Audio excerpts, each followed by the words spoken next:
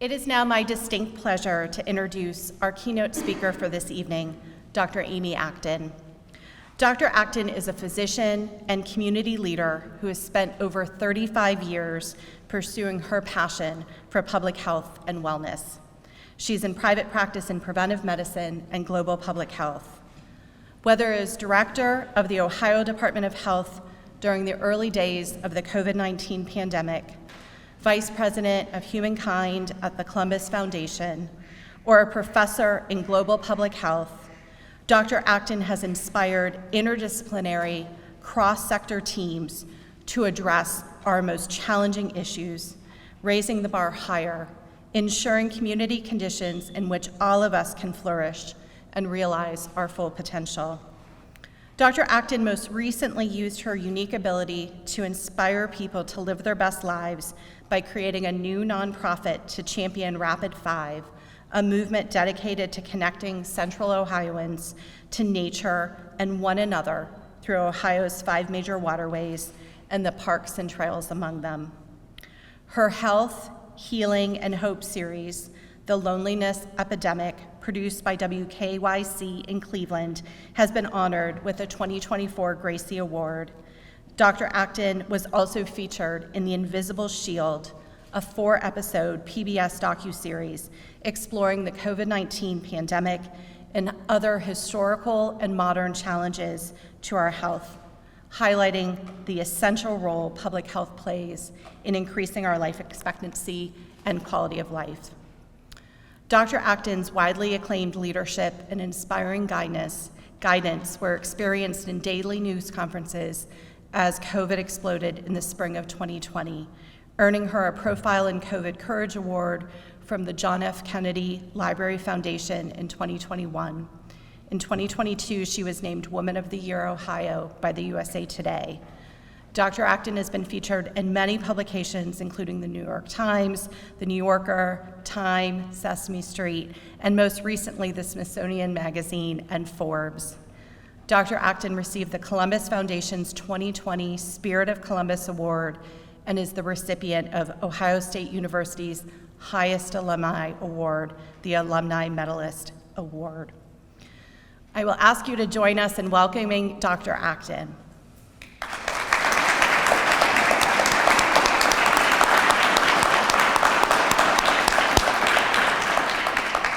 Dr. Acton's presentation will begin with a brief video. To set the stage, please note, think about this as May 2020, just as Ohio and the rest of the country was preparing to reopen during the COVID-19 pandemic. This is no small thing that we are doing together. It is so incredibly hard to have shut down our lives the way we have. I am absolutely certain you will look back and know that you helped save each other. This is Dr. Amy Acton, Director of the Ohio Department of Health. Trademark lab coat, emphatic hand gestures, and a knack for metaphors. It's like Swiss cheese. So I want you to picture a hurricane. When you have a fire on your stove and you have your kitchen extinguisher, you want to get it quick. You may not have seen her press briefings, but in Ohio, they've become a daily ritual, catapulting her from unknown local official to cult icon. Hi, my name is Amy Acton. Any questions? Dr. Amy's going to help us fight out the coronavirus. In her youth, Dr. Acton overcame neglect and homelessness on her way to being crowned homecoming queen. And last year, she became the first woman appointed to run Ohio's health department. Under her, Ohio has become a leader in responding to COVID. It declared a state of emergency with just 3 confirmed cases. And it was the first state to shut down schools. Later that same week, some governors were still proudly eating in packed restaurants. And Dr. Acton issued a stay-at-home order affecting more than 11 million people when the death toll was still just 3. So how did Dr. Acton do it? To find out, we watched more than 7 weeks of press briefings, and we noticed themes that, well, let's just say other leaders should pay attention to. First up, she empowers us. Take a look at this clip from the day Dr. Acton issued that stay-at-home order. I don't want you to be afraid. I am not afraid. I am determined. But I need you to do everything. I want you to think about the fact that this is our one shot in this country. All of us are going to have to sacrifice. And I know someday we'll be looking back and wondering, what was it we did in this moment? Of her 65 words there, 12 are pronouns. Her repeated use of I tells us she's in it with us. She's taking ownership. Her use of you makes the audience feel a connection with her, even though we're watching from home. Toward the end, she switches from singular to collective pronouns, signaling that she's just like us. And we're in it together. She's in charge, yet she's made us feel like the heroes. There are everyday heroes everywhere. We know that not all heroes wear capes. You're heroic when you stay at home and watch your neighbor who's a nurse's child. I know you're all donning those capes in big ways and small ways. Please help us. Thank you. Ohioans were inspired, not just to stay at home, but to spread her messages to each other. Another theme of Dr. Acton's briefings is brutal honesty.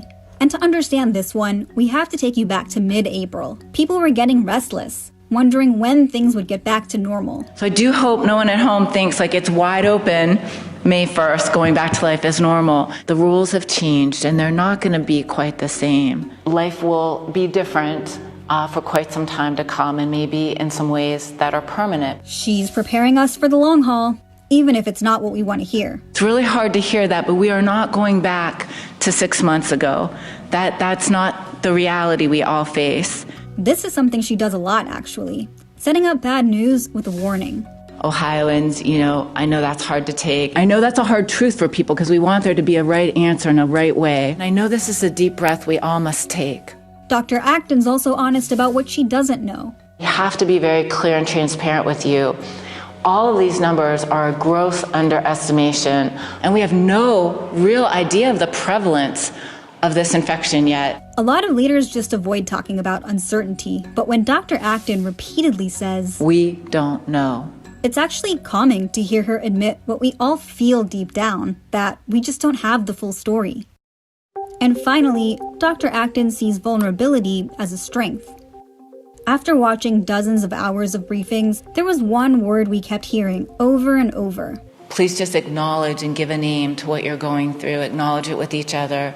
And so I just want to acknowledge that these are still really tough times. This is wearing on all of us, and I just want to acknowledge that. I just want to acknowledge that all of us are feeling this. It's such an unprecedented time. Hearing Dr. Acton acknowledge our harder emotions forces us to face them head on.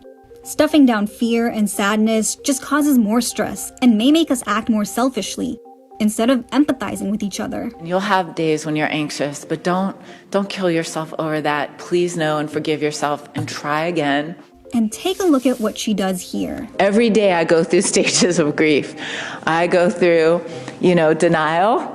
I go through a little anger. I go through a little bargaining. I don't have to wear this. I might not need it. This isn't true. I get a little down. When she tells us she's struggling too, we feel seen and heard and less alone. And maybe that's all any of us want right now. In a pandemic, the words our leaders choose can save lives. As of the end of April, Ohio had recorded fewer than 1,000 COVID deaths. By comparison, neighboring Michigan suffered more than 3,000, even though Ohio has a bigger population and had its first case 3 weeks earlier. Of course, other factors help explain this. But Dr. Acton convinced millions of Ohioans to stay at home, not by ordering them, but by inspiring them. People at home, you are moving mountains. You are saving lives. Again, I get emotional talking about this because this is no small thing that we are doing together. It is so incredibly hard to have shut down our lives the way we have. I am absolutely certain you will look back and know that you helped save each other in this state. The impact is profound. Please at home, don't stop.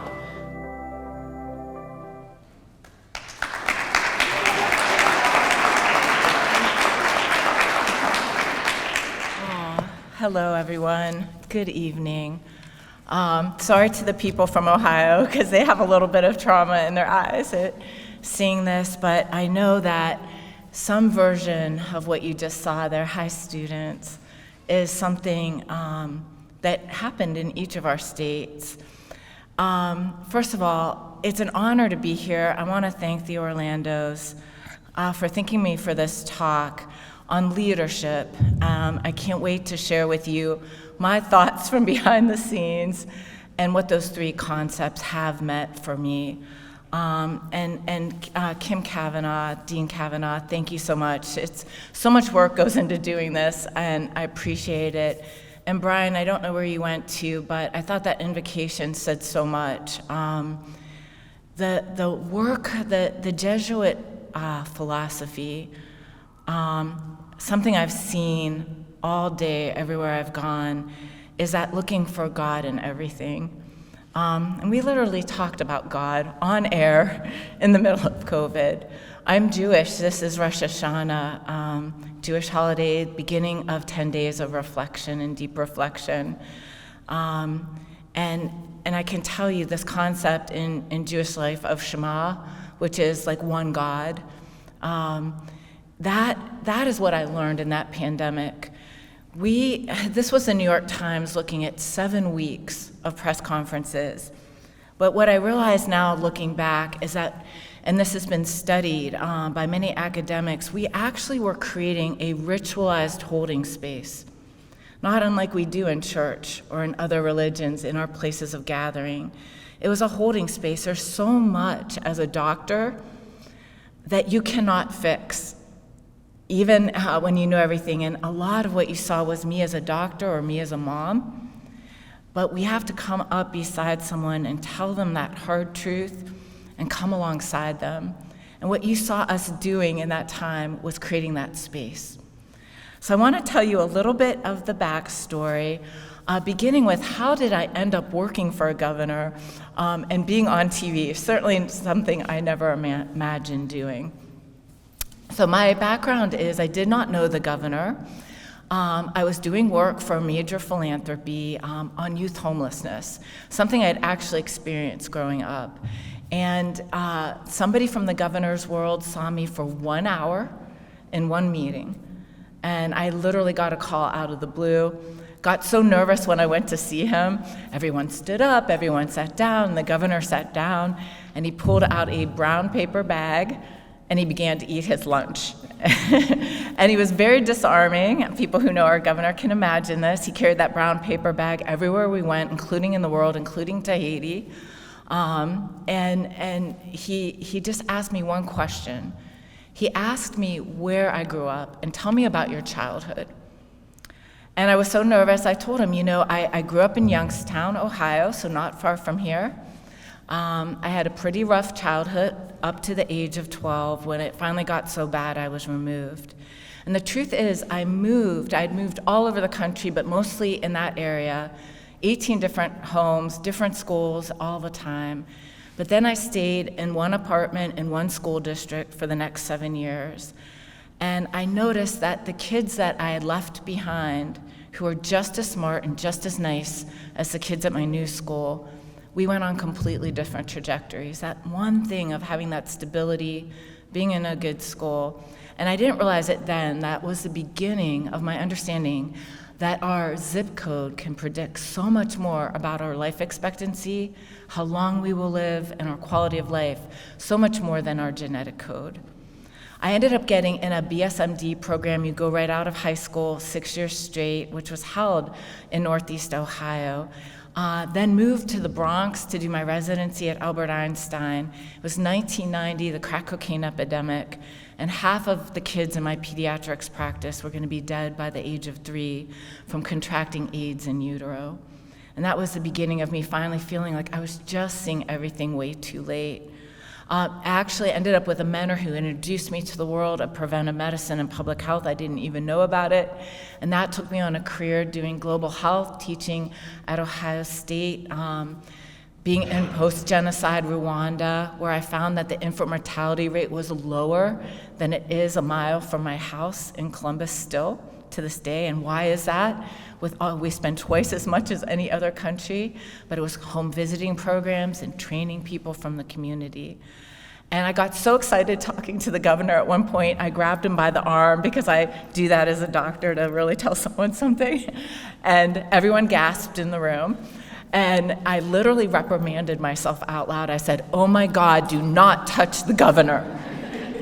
And honestly, that was my auspicious beginning. A half hour later, I got a text that he wanted to meet again. And we had an amazing ride of doing great things in our state. And then, as you know, very late in December, I heard the first epidemiologist talking about a strange pneumonia in Wuhan, and her voice had a little bit of a crack in it, and that got me paying attention. One of the benefits of a rough childhood is you're hyper-vigilant for strange clues, and that was the first of many. So let me tell you about those three qualities that they talked about: brutal honesty, vulnerability, and empowering others, because I think they've proven to be very important to me, even though I would like to say I was so intentional as to which pronoun I used and that sort of thing. In fact, I was completely unscripted. So we decided on a 2 p.m. press conference, because we thought the media could get to press in time. It was on the Ohio News Network, which nobody watches the Ohio News Network. That's what I was thinking to myself. But by the end of it, we were literally sequestered, the lieutenant governor, me, and the governor, and one cameraman, which is, if you've never done media, it's just one round dark circle. But you could literally feel all of Ohio on the other side of it. These press conferences we did were followed all over the world, it turns out. Countries led to businesses in many, like 48 states, based on those things we did. So how did I end up doing brutal honesty? I literally became the representative for the whole Midwest to the CDC, was in the White House the last week of February of 2020. The stock market had crashed for the second time in 1 week. And Mick Mulvaney, the president's chief of staff, was there. And the best virologists and epidemiologists in the world who've worked for multiple presidents were in the room. Everyone was giving their best advice, and it got to me. And they had said all that kind of epi stuff. And all I could think of was, tell the president that this is the better angels moment. This is the higher angels moment in our country. The Winston Churchill, FDR moment. As it turns out, we were all in the world facing a common enemy, and in fact, we were about to wage war. It really was a war. We have lost more people than all wars combined and all natural disasters. The numbers are on the underestimated side, and people died during COVID of things not COVID. They died of heart attacks and strokes because they couldn't get in an ER. It was the biggest humanitarian disaster the world has faced. And we had a playbook for it. It was invented, actually, on George W. Bush's presidency, right after 9/11. He read John Barry's book. They were looking at what the gravest security risks to our country. So if you take all the death and despair aside, what were the gravest security risks to this country? And it was a biologic weapon or a naturally occurring pandemic.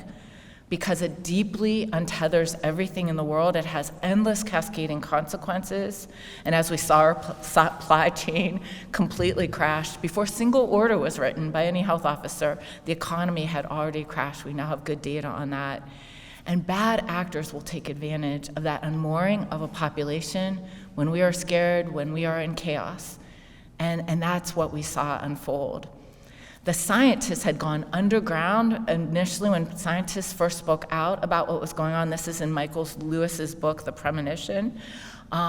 They were kind of squashed, like, don't panic, people, don't say too much.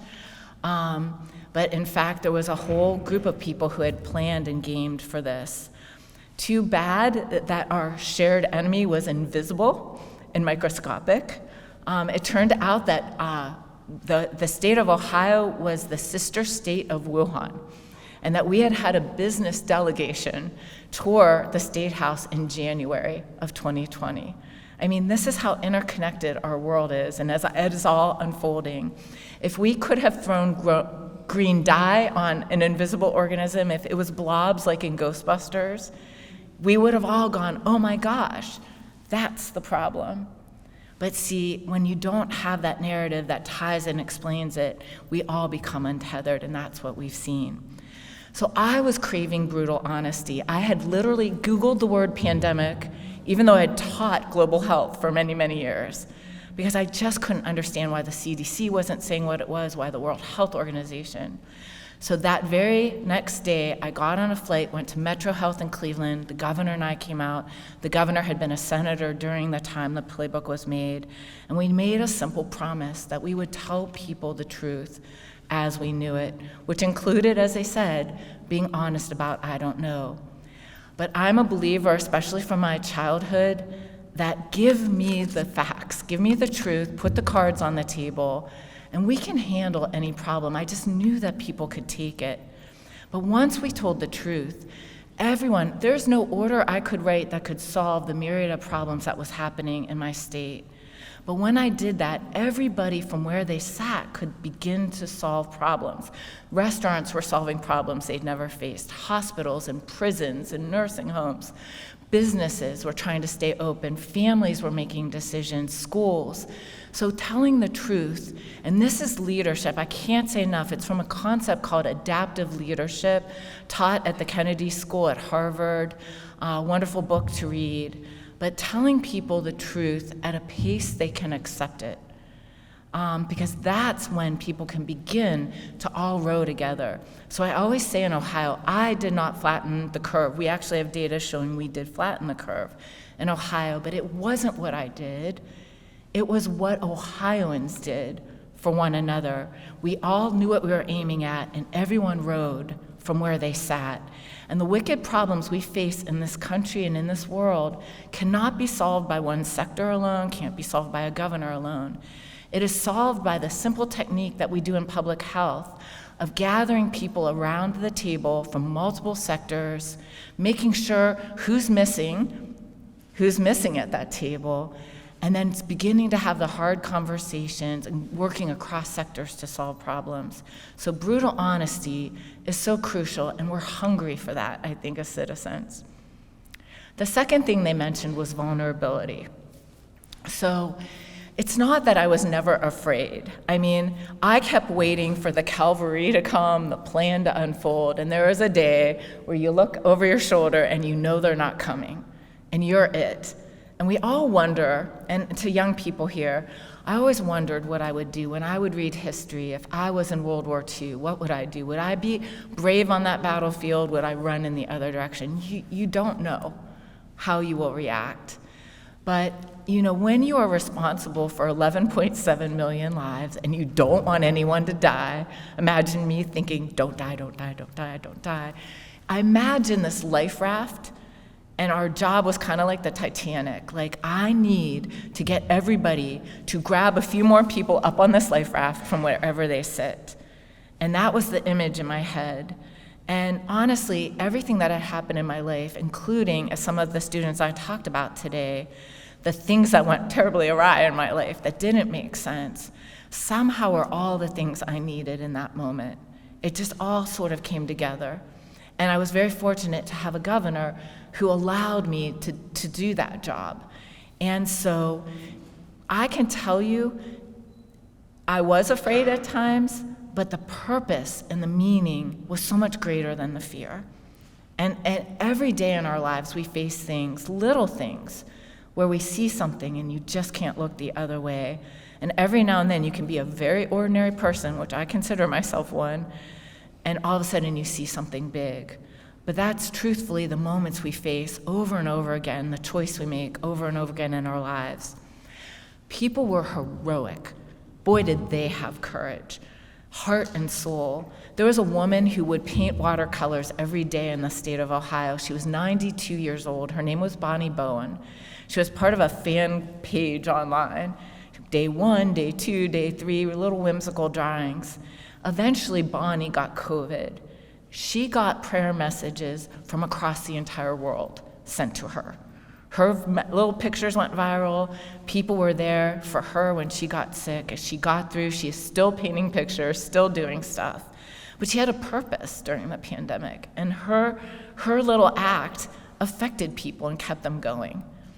One time I said something like, we have 6 degrees of Kevin Bacon spread of virus. I was trying to translate logarithmic spread. Next thing I know, some business has put up a giant bacon statue in Cincinnati. And I talked about on the Colbert Show, they had Michael Stipe from R.E.M., somebody I always loved. And he had done this haunting melody, "There's no time for love like now." He sang it on the show. So I told Ohioans about this. And next thing I know, Michael Stipe called. And he said, I'm in Georgia sequestering. What can we do to help? And that just went on and on.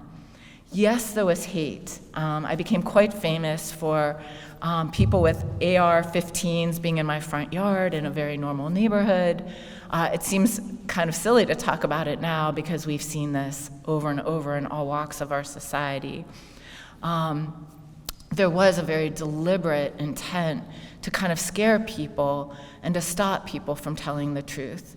It was aimed at Governor Gretchen Whitmer. There was a kidnapping plot that was against myself and our governor as well. So I had executive protection from very early on.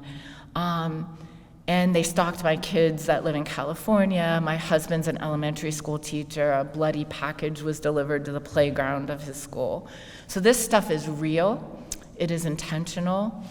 But I need you to know that the love was so much greater than the hate. By far, and everywhere I go through my state and around this country, all I hear is stories of heroism. So we need to, there's one mom who made a sign that said, "Act on love, not hate," a play on my last name. I would never think of that. Act on love, not hate. So in Ohio, we started saying, act on love, not hate, act on kindness, not fear, because we now know that there's something much more contagious than any virus, and that is fear, intolerance for ambiguity. And kindness is an age-old enduring principle in every world religion, in every mythology, in society. It's actually scientifically proven. Kindness inwardly, the hardest one to do, still the hardest for me. And what it does for us, being very intentional about that. But certainly when we see the humanity in one another, when we see the God in one another, and we talked about this in Ohio on air, that actually changes the neurochemistry of folks around you. And so kindness is not weakness. We tend to see it that way. It is a fierce commitment to justice and to seeing our humanity. It's what we need to get out of this. And I'm not afraid to say love is something we can talk about in our public discourse. Finally, empowerment, asking more of one another. That was the one thing I really was conscious of. I had the sense of there's not enough of me, there's not enough decision making we could ever do. How do we save one another? Not known much, buried under everything that was happening in 2020, there was actually a bipartisan report that came out by the Academy of Arts and Sciences, bipartisan look at our democracy. And it said that this may be the fourth founding of our country. From the beginning of our country, the Reconstruction era, the Civil Rights era, and now the time we're living in.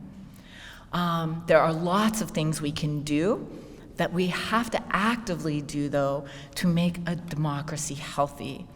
And as we're living in a time, and I say this knowing that we have 30-some days before an election, where hate and fear are part of how you do politics this day, and this is a nonpartisan statement. And I want people, first of all, to not give in when you hear some ugly stuff, because we will. And in Ohio right now, we're dealing, our governor was out in Springfield, Ohio, talks of eating cats and dogs for Haitian immigrants. Haitian immigrants who are here on asylum. The governor had lost a daughter, actually, in a car accident at the age of 21. He met Father Tom Hagen, a priest from Princeton, and began to build schools in Haiti, and I went there with him. Citizens are here, asked to be here to do the work that is in this country, contributing to the community. And the governor is being quite brave and standing up, trying again in a nonpartisan way as best he can to say, like, that is not what is here, and we are here to help. Here's how we can help. So these are times, and it will continue beyond this election season, where we will have that kind of hate. We have not yet made meaning out of all we have endured in COVID. We have not had what we need to have, a 9/11 style commission that can unpack this. It's still too politically hot. We're still too traumatized. We have sustained moral injury. We watched George Floyd. We have been dealing with politics. I can tell you, everywhere I go, people are hurting. And they are longing for trustworthiness and decency. So what I have learned is that we don't get to ever rest. I thought a lot of the world's problems were like a 2-step forward, 1 step back. A lot had been accomplished before I came of age, and now 35 years into my career, I'm learning that we have got to co-create the world we want to live in, generation after generation. It is our job, and we don't get to look the other way. Some days you will. Some days you will see something, and it is more than you can take. Or maybe it's a time in your life where you don't have it in you to be the one standing up. Sometimes just go to bed, curl up, pull those covers up. I do it still to this day. And then you get up the next day and you go again. I think we will someday pause. We will have to mourn all we have lost. We will have to memorialize it. We will literally have to build memorials to what has happened here. And we will make meaning out of all we have endured. That is yet to come. And then I want to say to you, especially the young people here, I can't say enough about the education you're getting here. And Dean Kavanaugh, very committed to sort of this holistic education you are getting. I talked in press conferences about Viktor Frankl's Man's Search for Meaning, a book written as he emerged from the Holocaust as a psychiatrist. I talked about Joseph Campbell, who had studied all world mythologies and religions. He actually had something called the hero's myth. It inspired Star Wars. George Lucas was a big fan of his. Many artists were inspired by him. But he said that we are all on a journey in our lives.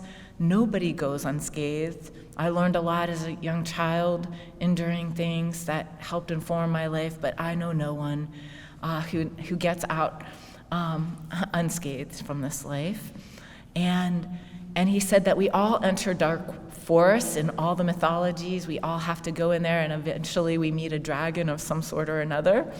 And if we don't get eaten by the dragon or the gator, as we were talking today, Kim, and we slay the dragon, our job is to return to society, as Orlando's have done, and give what we have left to society, bring those gifts back.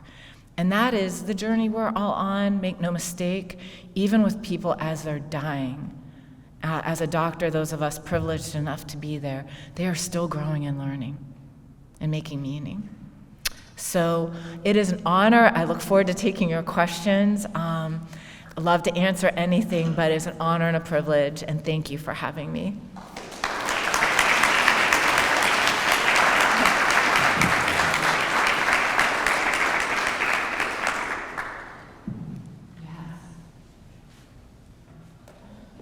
Does that sound about Ohio to you? It sounds familiar. It's hard for people from Ohio because just even hearing our voice. Bring it back. Thanks for bringing up moral injury. What type of advice do you have for the students when they encounter professionals like ourselves who've lived through this? Yeah. And when they're rotating and they begin to see some of the damage that we've not faced or that we've buried, what can our students do when they're in those situations? I'm sure you've thought about it as a teacher. Thank you. And, in talking to Dean Kavanaugh, we were talking about this today because she feels that being honest with you going into your careers is really important. It's a messy world out there. And there are influences on healthcare that aren't what you're taught to do as a healing person. Like, so I think people in the healing professions face all sorts of moral injuries, big and small, trying to do the work that we were trained to do. And a lot of times you won't be able to fix some of the bad things you see, which is hard. For me personally, it began at Albert Einstein in a gigantic NICU where there were no parents, by endless incubators with hardly a nurse in sight, of babies dying. And I mean, it affected me. I couldn't sleep at night. I couldn't eat.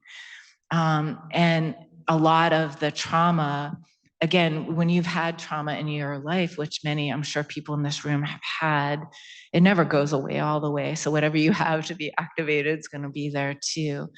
But I've spent a lifetime being very deliberate of learning about myself, whether you do that through therapy or other mindfulness modalities. You have to be building strength. When you're your age, I really feel like you're building a compass to navigate your life with, and it takes a long time to get there. You start to notice things that resonate and feel right, and you can lean toward those, and there are things that give you heavy, icky. You start to learn, and you start to discern it. It's a lifetime of growth. Like, it doesn't end. I'm still learning things. I've had moments, like I said, it's the time of reflection in my spiritual tradition. And I just did something I regretted a day or two ago. Like, I'm reflecting away on it, just a little thing, but something that wasn't my best self. And so you're constantly getting this compass, but you will start to trust yourself. And that helps. We need to process these injuries. I mean, moral injury, a lot of the research comes out of war and that sort of trauma. And we have not done that as a society. I mean, if you think about it, it is almost unbelievable that we were walking around. And again, and I saw you watching that, and I know it, I see the discomfort that is still living inside of us. And doesn't that make us much more likely to do hate, which Kurt Vonnegut said is so much easier, the writer, than love? Like, hate's like a little more satisfying, get some stuff out with it. But I mean, we're all more vulnerable right now with what we're carrying that we haven't processed. And that makes us much more easy targets, whether it be foreign countries pumping in misinformation or in our own family. The Surgeon General, he did an advisory, just like C. Everett Koop's advisory on tobacco. The advisory he has put out, which I think is profound, is on social connection and isolation, saying that our disconnection as society is underlying almost every epidemic. It has 20 years of research. It's very worth going to see the surgeon's advisory on social connection. It has all sorts of things you can do from the individual level to the highest level. But the truth is, this has been a pattern going on in our society, from the book Bowling Alone that was written way back by Robert Putnam. And it's something that we have to be very intentional. In some countries, they have czars now for social connection, looking at all the things we do across society and how we design them to help us find one another. We don't live in ideologies.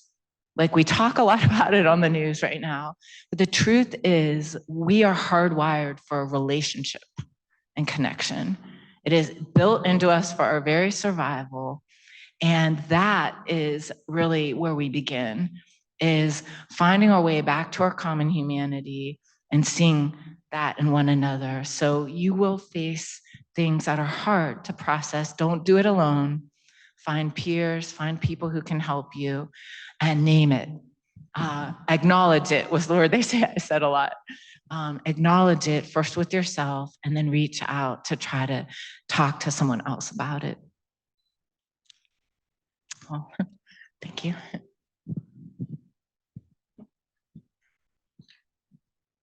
A lot of the things you spoke about, in your childhood, and then coming in and seeing the infant mortality rates, and then dealing with the pressures in your job, the decisions that you've made and the courage that you have to have a strength to make those decisions, a strength of character, just strength of perseverance.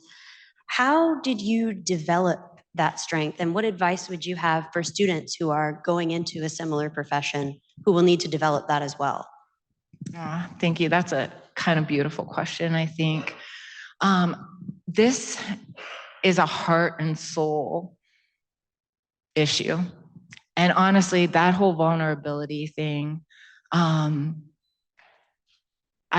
really discovered in that moment, it is not that I've always been all these things all the time. I'm not a perfect person. I'm an ordinary person living a life, learning.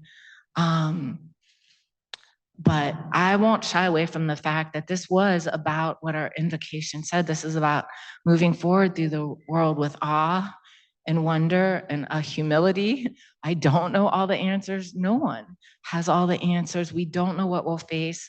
We'll have strong moments, we'll have weak moments. But living it wholeheartedly with all of you, authentically, and each of you is carrying a story and a life of experiences that you bring to everything you do. And I think there's something going on in the world right now. Like I said, kindness is seen as weakness. And being a female, there was a lot. And the first attacks on me, because they didn't have anything to attack me with, began with anti-Semitism. Actually, the first thing they had was that I was a Jewish. And literally, within finding that out, they were just pressed up against the glass of the State House with machine guns and stuff. So they could, they were trying. I didn't have a political background, so they didn't have stuff. And then it became being a woman. It was a lot of misogynistic things. She's a witch. She's casting a spell on a governor. And they even went and found my birth mother, who I had not seen since the age of 12, who was clearly not mentally well. I mean, they would do anything to make folks stop. And over 400 people in my position were eventually forced one way or another out of their positions. So, but the love I felt toward Ohioans was profound, and it doesn't go away. I don't know what to do with it, because you just, something happens in those moments where you love something maybe greater than you love yourself. And I'm glad to have experienced that. I hope we all do that, and we do it with our patients in small ways. And that's our journey in life.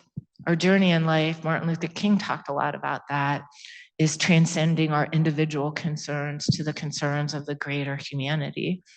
And it's a developmental stage. So I would just say, don't be afraid to bring who you are and your love. It's scary and it is vulnerable, but it's very powerful, as it turns out. Thank you so much for sharing your story. And I love this question before, because it made me, I was already thinking of a question, and you talked about strengths, but how did you know that when you were approached with this role that you were the right person for it? Yeah. And that you were ready to take on that challenge? Because I think a lot of us are faced with those questions, and we're afraid to say we're the right person. That imposter syndrome hits. Yes. So what is your take on that? So as I said, the last person who had run the Department of Health in Ohio before the governor ran the turnpikes prior to being director of health. So we used to be a fabulously strong health department, actually, and now Ohio has some of the worst health outcomes in the country. I had a job I loved. I was in the job of my life, working for this massive community foundation, one of the largest ones in the country, which gave me some money to be able to get people to sit around that table and solve hard problems. And so I was loving my job and had no intention of ever leaving it. But when I met the governor, and quite honestly, we don't agree on every policy issue, but I was so able to be honest with him, and he cared. He actually cared about people, and he didn't want Ohio to have these health outcomes. And it was a very hard decision to make, to leave the life I was leading. I remember my boss, the head of the foundation, made a pro and con list for me. But in the end, I just couldn't look the other way at the thought that I'll do what I can for as long as I can, and then I hope to go back home to my job. And so it's sort of like a National Guard. I'm being called to service. I'll answer this call, and then I get to go home. And then it turns out they just keep calling. So, so you will face those things, and sometimes it won't be the right time. If my kids, I was sharing, with Cindy, when my kids were little, I could not have done probably what I did, but because my kids were all grown, I could work every hour endlessly in that time. And we would say you saw some T-shirts they were wearing. It said, "Not all heroes wear capes." That was a company called Homage that makes like apparel and T-shirts. And the business owner came to me in March saying, "You're trending." So this is March of 2020. And I'm like, I don't even know what that means. I've never tweeted. I still have not tweeted anything in my life. So this is hilarious. But he said, "I want to do something as a business to help. I'm going to make a Dr. Amy t-shirt and we'll give the proceeds to youth homelessness, because I know that's something you have experienced in the winter in Ohio." And I said, by the end of this pandemic, you're going to know me for, like I said, a couple weeks, because I didn't expect it to become what it became yet. But I said, by the end of this, there are going to be so many heroes. It is a relay race, a baton pass. And true enough, that's exactly what happened. Everything I went through live on air became every school superintendent or nurse or everyone in society was a part of this, right? Which was the joy of it in a weird way. And he made that t-shirt, "Not all heroes wear capes," because it is a baton pass. So you do the part that's given to you. And it doesn't need to be on air. I had, that is a very strange thing to have occurred, but it is the little things that you will find you where something you just see, you can't look the other way. And the people I remember now in life, I'm 58, I'm not thinking about the haters. Actually, there were people protesting that I had a lot of empathy for. And if there wasn't someone standing with a gun next to them, I would have walked out of my front yard and talked to the mom who was there, whose hair salon was shutting down and was raising her kids on her own. That would have been a conversation I had, but with a gun, I couldn't. And I just think that not giving up on one another right now is what's being asked of us. Right now, in every one of our families, we have people who believe things differently than we do, neighbors who believe things differently, and it's really, really, really hard to keep holding space for one another and let one another back in. I think that is the task we face. And so it was never just me. I do my part, and I think about the people who, when my brother and I were walking to school on the north side of Youngstown, clearly hungry, clearly not looking so nice, that called us up on their porch to feed us. And I wish I could thank them today, but I never forget them. So that's it.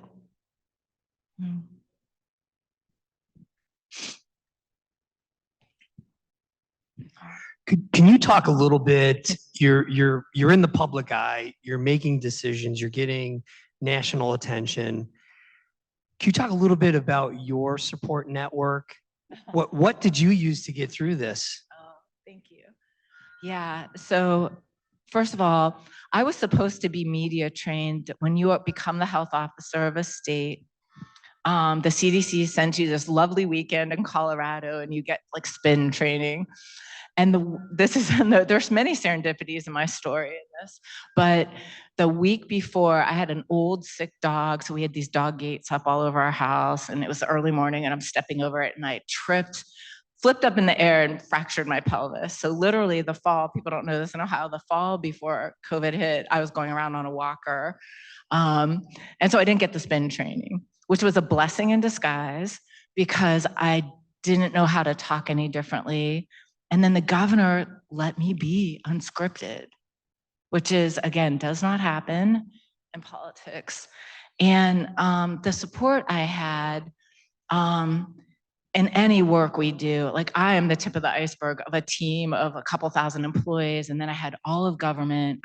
Our National Guard was like amazing to work with. We were using every lever of government, and then before long, we were running the whole state. I was inventing new triage ways, how to make a mask by hand. I was, finding we didn't have enough embalming fluid in funeral homes, and it's just every second was something new to solve.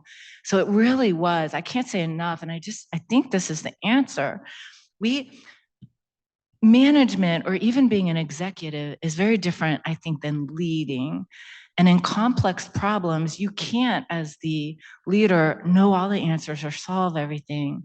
But your job, I'm coming to see, and the adaptive leadership really speaks to this, is getting everyone else to join in and do what they can do, but you're sort of setting a goal and a North Star, making sure, holding space, and then getting them there.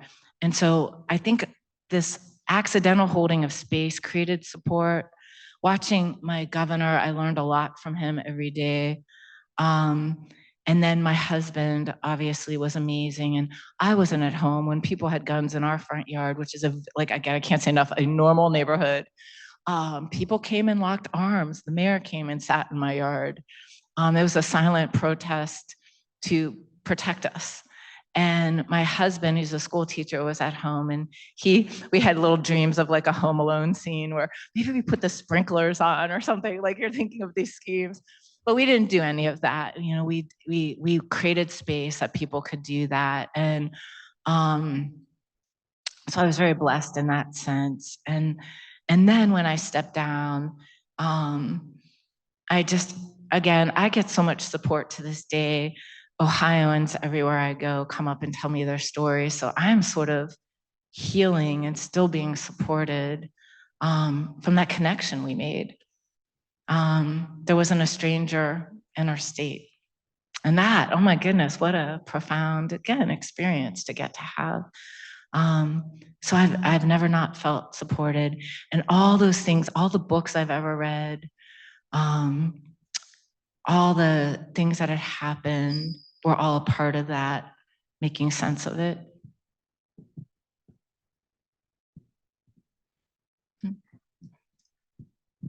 It sounds like you went through a lot of your situations, sort of not sure if you were making the right decision or not, but you still knew you had to pull the trigger and make that decision. Can you talk a little bit about the vulnerability and the courage you found through making those decisions and making sure that they were the right decisions, even when you weren't certain? Yeah. So a lot of times as a leader, I think in the society, again, we face all sorts of really complicated things. And I think in healthcare, for those of you studying, I have my binder up here is highlighted with lots of notes in it. I do my homework. Okay, I over prepare. I'm that person still. But most of what we face day to day, and in COVID, certainly hour to hour, was something we'd never heard of before, that I can't possibly know everything about. But it was the ability to get to people and ask the hard questions and get as much information as I could gather on any one thing, and then make the best decision. And then you see what happens with that decision, and then you go from there. It might mean that you have to make a tweak. You have to not be afraid to say, oh my gosh, okay, this wasn't the right angle. Here's what we're going to do about it now. So that being honest comes back in again. But doing it in community, in teams, having people around you who can feel safe enough to tell you what you don't want to hear. One of the things I noticed working for a governor, and I think one of the reasons we had such a great relationship is I probably didn't know any better, but I was always, from that day, that little crumpled sandwich bag on, we bonded in some strange way that I just told him what I would say in a conversation to you. And I noticed that people didn't always do that to him. Matter of fact, his most frustrating moments as governor, where he'd like pound his hand on the table and get really frustrated, is when people would not bring him stuff and he knew they weren't. And so, but sometimes people are afraid to tell people what they might need to hear. And I think that's important too in leading, is making sure to make a safe enough space where the people around you can tell you what you might need to hear. So. some thoughts. And we make hard decisions in life and we don't get them all perfectly right. That's the scariest part about going out in healthcare, isn't it? That was my fear. I never went 100% away. Does it ever go 100% away? But that relationship, I still believe, came of age in the old school, history and physical, being able to listen and hear a person's story. So much of the clues are there, and we have to fight back in our profession to get the time we need so that we can do that good work. I have a question about the challenge of COVID is you had to make decisions and the government had to make decisions that were trying to save people while also hurting them, whether that's economically or for little kids, socially and developmentally in school. When you had to make those messages clear to people and make that determination of kind of the greater good for society, how did you go about doing that in a way that was empathizing with those being affected negatively by that, while also recognizing the benefit for society as a whole? Yeah, so that is terribly hard. And as you saw, that press conference, almost an hour and a half every day, like, and again, where else in society we stop everything we're doing? They called that wine with DeWine and snacking with Acton. And people, I now see, I mean, there's a lot of good humor that came out too, and creative things happened. Artwork, I sit on endless letters and artwork that people made to make meaning, but we made that ritualized holding space, and I think that was very valuable. Again, not everybody understood it, but enough people did, and they tried to help one another get through. The pandemic playbook was this throttle you never wanted to have to pull. Okay. And if you remember that we talked a lot in Ohio about St. Louis versus Philadelphia, what John Barry had learned was that 2 weeks difference in the 1918 pandemic, cities who took measures quicker had a logarithmically different trajectory than those who waited even 2 weeks later. St. Louis did it better than Philadelphia did. And there was so we knew time was of the essence. The thing is, all of it was collapsing anyways. Nobody was going to go to a restaurant when they're full of fear. Nobody was going to, you saw the shelves get taken out. Literally, the economy had collapsed because the supply chain was gone. I mean, so all of these things were going to happen, but they were going to happen chaotically. So the whole point of the playbook was to do everything with as much science and do it as, smartly, with the minimal amount of damage you could do it fast. So we throttled down. Well, we were working on a reopening plan in Ohio, I can't say this for everywhere, in March of 2020. I knew right away. I mean, I have to tell you, in public health, when you do everything right, when you knock it out of the park, my fate is that you don't see the thing we just prevented, therefore you don't fund it. The disease reporting system was so old in Ohio that we couldn't find people to code for it anymore. I had great data analytics. I predicted how many cases. I couldn't afford to hire a data analytic person who could do that. I got a bunch of people from OSU and the Cleveland Clinic, threw them in a room. I called them the Force, crunch numbers. We had some of the best numbers in predictive analytics, but we had to solve it differently, right? So that's the fate. When we actually did flatten the curve, we didn't see the numbers. And therefore, you start to weigh the discomforts more than you do the actual thing. And the goal was, they always knew in the pandemic playbook that there would be these constantly cascading consequences. Closing schools was the last thing you do. We did in Ohio. I'm very glad we did. There were many people in schools at risk besides kids. Think of the bus drivers. Well, there's no one to drive a bus because they were scared. The cafeteria ladies, the teachers were at risk, So you do that, and then you go back out of it as fast as you can, having stabilized and taught us. People don't also realize that for those of you on the front lines, this dying of COVID early on was so ugly. I mean, you would think, I'm in an ICU, I put you on a ventilator, I can stabilize and just about anything, and people would be suffocating right in front of you. It was a horrible death. And that's where we have a lot of trauma from people. But your chance in Ohio in March of 2020, if you went in an ICU or you went in the hospital, you had a 1 in 2 chance in many places of dying. But by June, that mortality had dropped down to, I think, 5%. So just 3 months of discomfort in our lives. We figured out what to do, and then it fell from there. So that was the choices, and trying, it would have been much better to lead nationally in a narrative on that versus each state doing something different. A million times over, that wouldn't be the way you would do it. If you're running a business that's in 48 or 50 states, who do you follow? I mean, you want to make that as easy, but I'll tell you, it just taught me so much about the power of the storytellers and the narrative, and that we need that FDR, Winston Churchill kind of person in a moment like that, whoever plays that role, to help us make sense and meaning out of it, and then we can tolerate a lot more. So thank you, and yeah, it wasn't easy, but. Thank you, Dr. Acton. I'd like to now ask Dr. Iwanenko to come up and give some closing remarks. How about another round of applause for Dr. Acton? Thank you.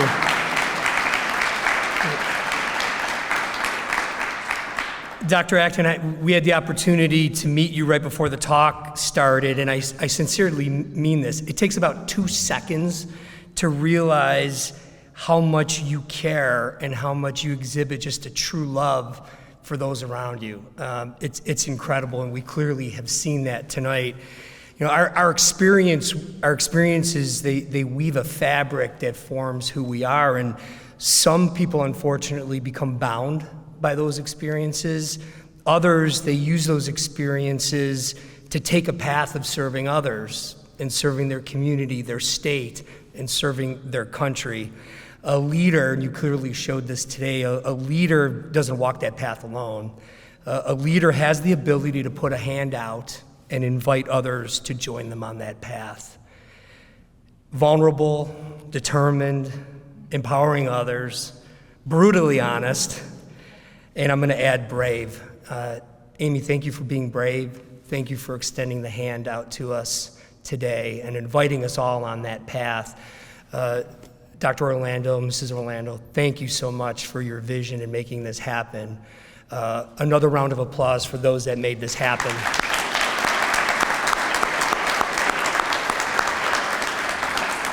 Everybody, have an incredible night. God bless. Travel safe.